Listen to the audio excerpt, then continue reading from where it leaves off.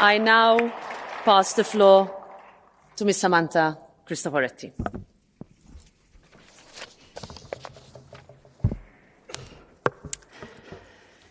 Dear Madam President Metsola, dear President Michel, President von der Leyen, dear Dr. Ebadi, dear members of the European Parliament, distinguished guests, ladies and gentlemen, it is an immense honor for me to be here today. I'm very grateful for the invitation to participate in the Parliament celebration of International Women's Day, and I'm truly humbled by the opportunity of speaking here today at the center of our European democracy and decision-making.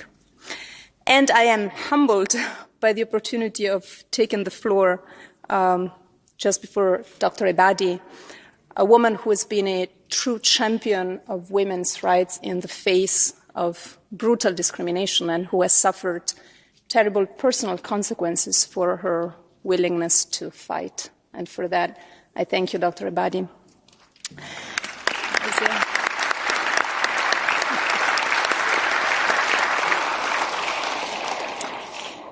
As an astronaut of ESA, the European Space Agency, I would like to take this opportunity to talk to you about what I know best, which is the European space activities, the role of ESA, and the synergies with the European Union. Space is out there, but it's also here among us every day. It's an essential element of everyday life. We take it for granted. Sometimes we even don't notice it. And yet space is woven into the fabric of every modern society. It is well known that we rely on space assets to provide important services like Earth observation, communication, navigation, services that we need, for example, for environmental monitoring, to mitigate the consequences of climate change, for weather forecast, disaster response, internet access, TV broadcasting, even smart traffic. Space assets are even crucial for energy provision or financial transactions and many other vital economic functions. And ESA works constantly to ensure that these essential services are secured and that all relevant assets are managed efficiently and remain available to support the policies that you, the political decision makers, set for us, for the benefits of European citizens, be it about climate change, the green transition, the digital transformation, sustainable development, or inclusiveness. And let us not forget security. I think that the grim political context that we are facing these days has highlighted the importance of security-related space activities. And as you know, last Friday, the Commission and the High Representative presented for the first time a joint communication on a European strategy for security and defense, a European space strategy for security and defense. And the European Parliament will play a crucial role, and ESA will provide its contribution. But space is also a powerful engine of prosperity and economic growth. Today, the global space market is already worth about $340 billion US. And by the late 2030s, by some estimates, space could generate a revenue of $1 trillion US. And such tremendous growth potential can be in part ascribed to a profound transformation of our industry, often referred to as the new space revolution.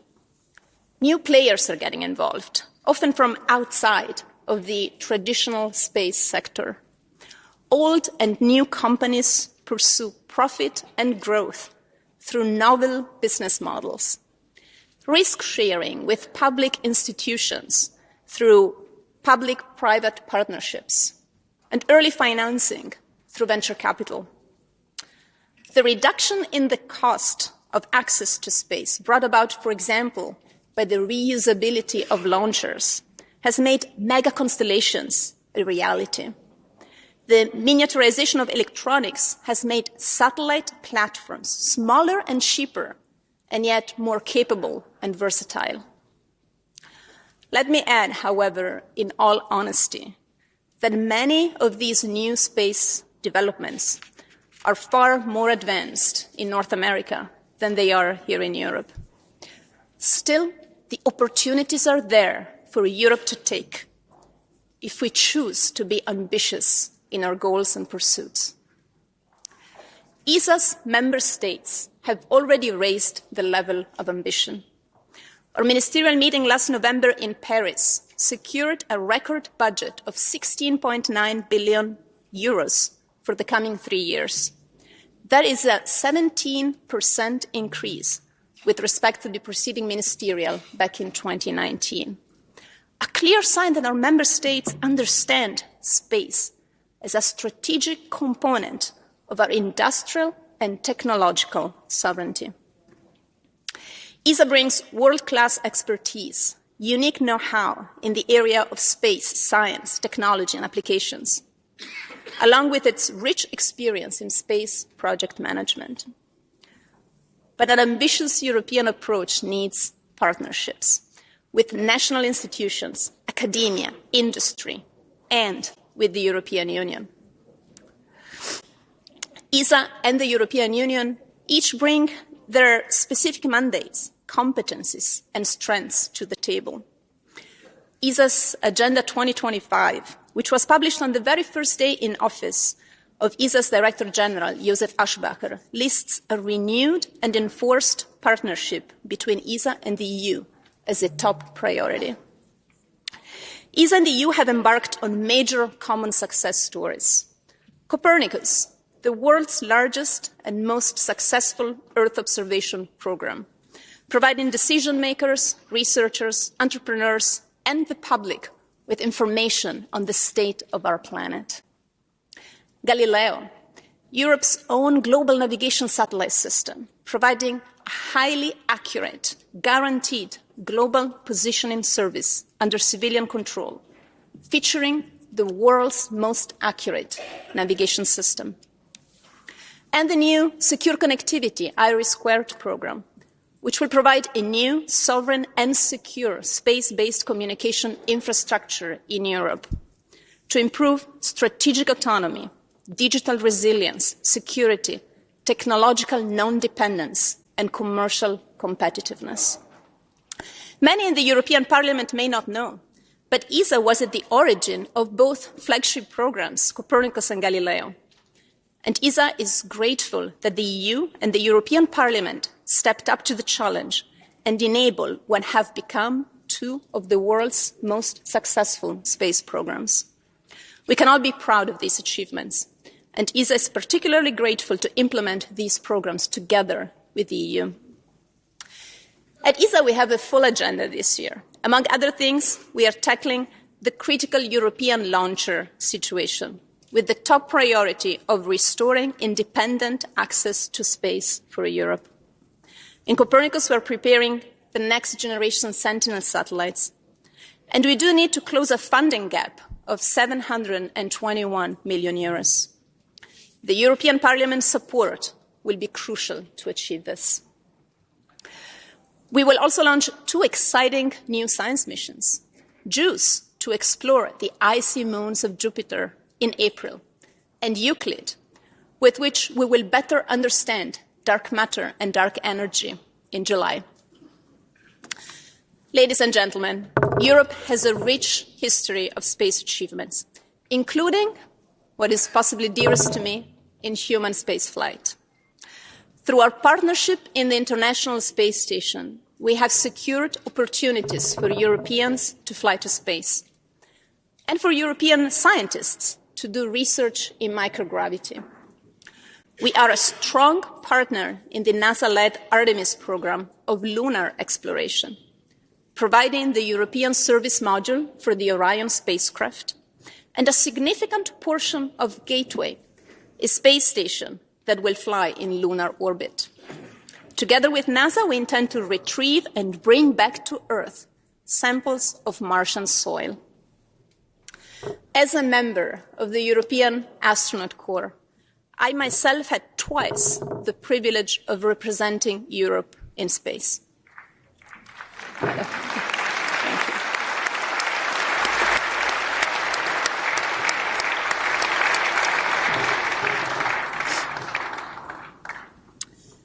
Madam President, when we spoke for the first time last September, I was serving as commander of the International Space Station, the first European woman to do so, but certainly not the last.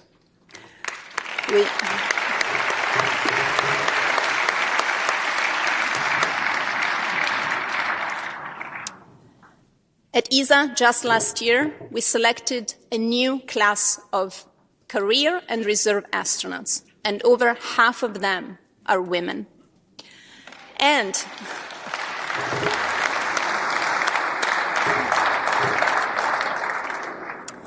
let me add that we selected these new colleagues of mine out of over 23,000 applicants throughout Europe.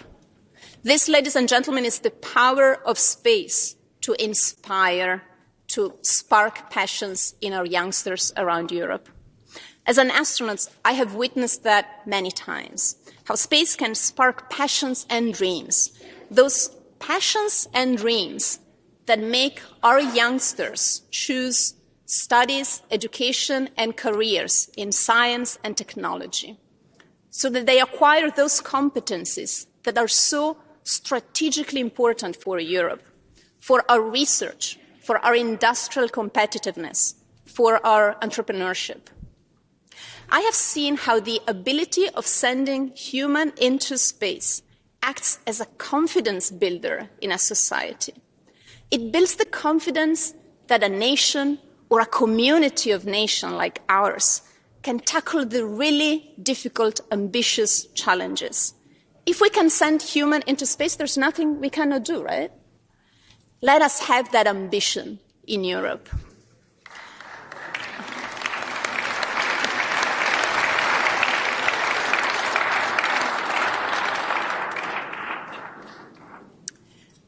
I have flown to space twice, once on a Russian Soyuz and once on an American Dragon.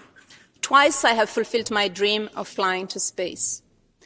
And if I can allow myself at this point in my life one more dream, that dream is that of seeing one day astronauts flying on a European vehicle.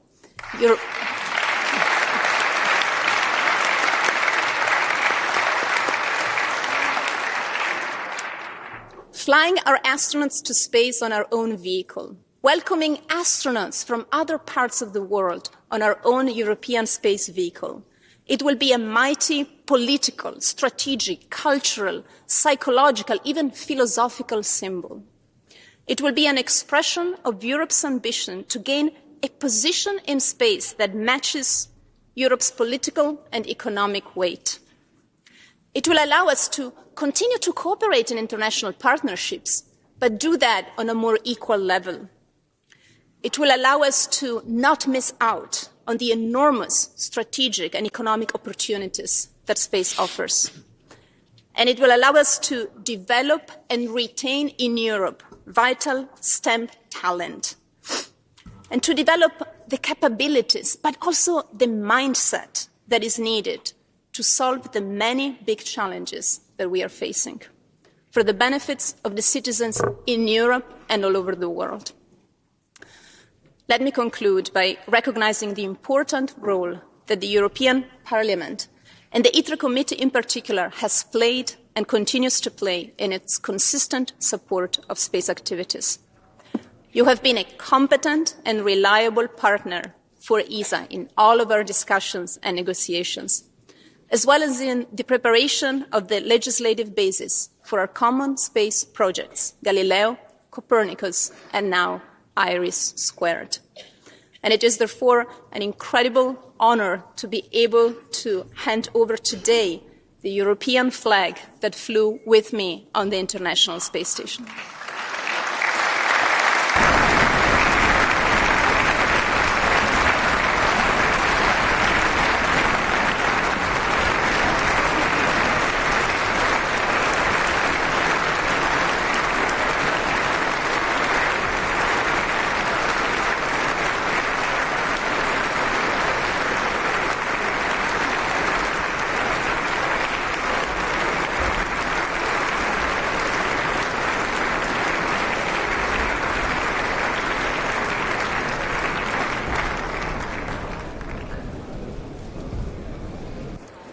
Thank you so much, dear Ms. Cristoforetti. I now pass the floor to Dr. Shirin Abadi.